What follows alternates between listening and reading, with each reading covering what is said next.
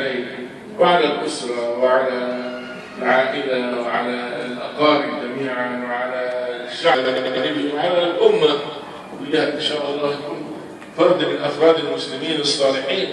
ساعات يقول فرد ذو همة يحيي أمة، فرد واحد يعني. أقول ليس على الله بمستنكر أن يجمع العالم في واحد، فالناس كمئة إبل لا تلد فيها راحلة. فنحن نسأل الله أن يبارك في هذا الابن العزيز ويبارك في كل أبناء المسلمين، كل أبنائنا وأحفادنا وذرياتنا جميعا، وأن يحفظ الأمة الإسلامية ويحفظ بلاد المسلمين وشعوب العالم الإسلامي كله، يحفظها من الطغاة ومن الظالمين الذين يدلونها إلى الشر وإلى الفساد ذرة. نسأل الله أن يأخذ الظالمين المستكبرين في الأرض الذين يقودون شعوبهم إلى ضررهم في الدنيا وفي الآخرة. نسأل الله أن يأخذهم أخذ عزيز مقتدر كما قال تعالى: وكذلك أخذ ربك إذا أخذ القرى وهي ظالمة إن أخذه أليم شديد. خالص تحياتنا وتهانينا إلى ابننا العزيز الدكتور محمد حفظه الله، وإلى الجد الدكتور أحمد الريسوني، وإلى كل الأحبة، وكل عام وأنتم بخير، وتعيشوا الثبات والنبات وتخلفوا صبيان وبنات.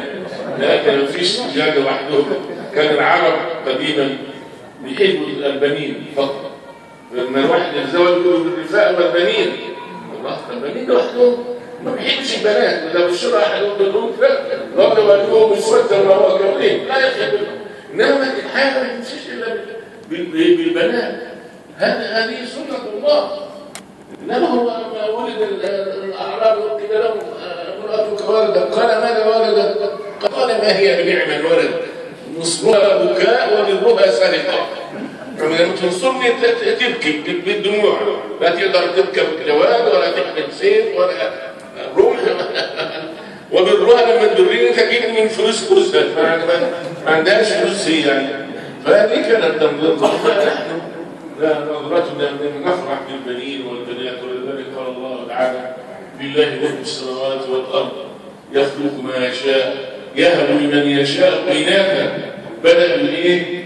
بالاناث. ولذلك شاع عند المسلمين خير النساء من بكرت بانثى، يعني استدلالا بنوع من الاستدلال بهذا البدايه بهذا الامر. لله ملك السماوات والارض يخلق ما يشاء يهب لمن يشاء اناثا ويهب لمن يشاء الذكور او يزودهم ذكرانا واناثا ويجعل من يشاء عقيما انه عليم قدير. نسال الله تبارك وتعالى ان يبارك لاخينا ويبارك للمسلمين جميعا، ويجعل ايامكم اياما طبيعيه وايام فرح وسرور، وان يمن على امتنا بالنصر وبالفرج. الشعوب التي يعني لا تزال تعاني الآلام في بلادنا، نسأل الله أن يفك بقوته أسرهم ويكبر برحمته كثرهم ويتولى بعنايته أمرهم. اللهم آمين. وصلى الله على سيدنا محمد وعلى آله وصحبه وسلم تسليما كثيرا. والسلام عليكم ورحمة الله وبركاته.